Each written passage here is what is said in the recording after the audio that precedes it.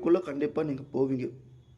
நீங்க எதிர்பார்க்காத வாழ்க்கைக்குள்ள கண்டிப்பா நீங்க போவீங்க. மிகப்பெரிய ஒரு யோகத்துக்குள்ள கண்டிப்பா நீங்க போய் உட்காருவீங்க. மே மாசம் வரைக்கும் கொஞ்சம் பொறுமையா இருந்தீங்கன்னா, மே மாசத்துக்கு பிறகு குரு பயிற்சி ஆயிடுச்சுன்னா, உங்க ராசி 9ஆம் இட பாக்கியாதிபதி பார்க்குறப்ப, கண்டிப்பா உங்களுக்கு மிகப்பெரிய ஒரு யோகம் கண்டிப்பா இருக்கும். மே மாசம் வரைக்கும் இந்த பொண்ணுக்கு இந்த பையன், இந்த பையனுக்கு இந்த பொண்ணும் பேச ஆரம்பிச்சுட்டு, மே மாசத்துக்கு பிறகு திருமணம் பண்றதுக்கு மீனராசி நண்பர்களுக்கு நெறையா பேர்த்துக்கு வாய்ப்பு நெறையாவே இருக்கும்.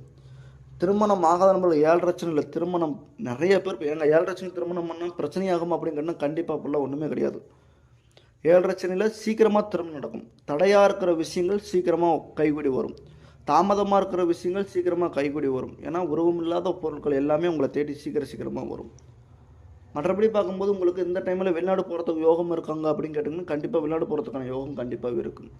ட்ரை பண்ணிட்டு இருக்கிறாங்க வாய்ப்பு கிடைக்கலங்க அப்படின்ட்டு விசா அப்ளை பண்ணிட்டாங்க வாய்ப்பு கிடைக்கலங்க ஒரு வாய்ப்பும் வர மாட்டேங்குதுங்க அப்படின்றவங்களுக்கெல்லாம் பார்த்தோம்னா இந்த டைமில் விசா அப்ளை பண்ணி போகிறத விட நீங்கள் வெளிநாட்டுக்கு போகிற அப்படின்னா கல்வி விசா அதே மாதிரி ஸ்டூடெண்ட் விசா காலேஜ் விசா மாதிரி போட்டு நீங்கள் போகிறப்ப அங்கே போய் நீங்கள் வேலை தேடிக்கிறீங்க அப்படின்ற மாதிரி இருந்தால் கூட கண்டிப்பாக அங்கே போனால் உங்களுக்கு கண்டிப்பாக வேலைகள் கண்டிப்பாகவே உறுதியாகவே கிடைக்கும். இது நான் உங்களுக்கு ஓப்பனாகவே சொல்கிறேன். கண்டிப்பாக அங்கே போனீங்கன்னா உங்களுக்கு வேலைகள் உறுதியாக கிடைக்கும்.